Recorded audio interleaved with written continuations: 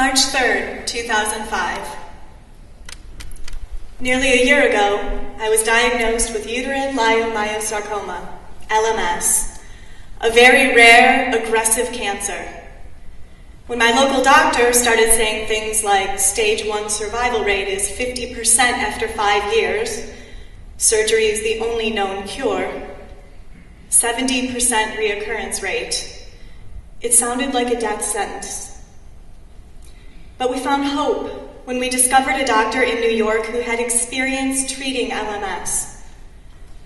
When discussing life and death decisions about medical treatment, where to stay might seem like a petty detail, but it isn't when considering that it might impoverish your family. The high cost of staying in New York made it easy to start rationalizing that seeking treatment somewhere closer to home might be just fine, all the while believing that my one best chance to live was in New York. More research led us to the Miracle House. At Miracle House, patients new to the battle for life take comfort and courage from those who have been through treatments that leave them scarred, bald, bruised, burned, or worse, not cured. Together, we cheer our successes and mourn our losses. During our stay, other caregivers buoyed my husband by managing their own fears while providing strength for their loved ones, just as he did for me. Hope enveloped us. When I returned home, I was given much loving care by people who assumed that I hated traveling to New York for cancer treatment, but the opposite was true.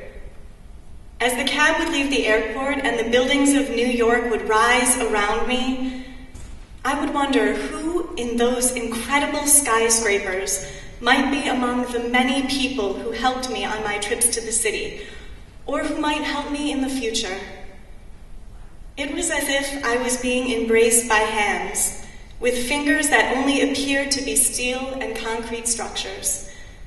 The closer I got to my doctors and the Miracle House, the closer to home I felt. If ever I need to depend on the kindness of strangers again, please, God, let me be in New York City. I thank you all with every breath I take. Sincerely, Mardell Baker.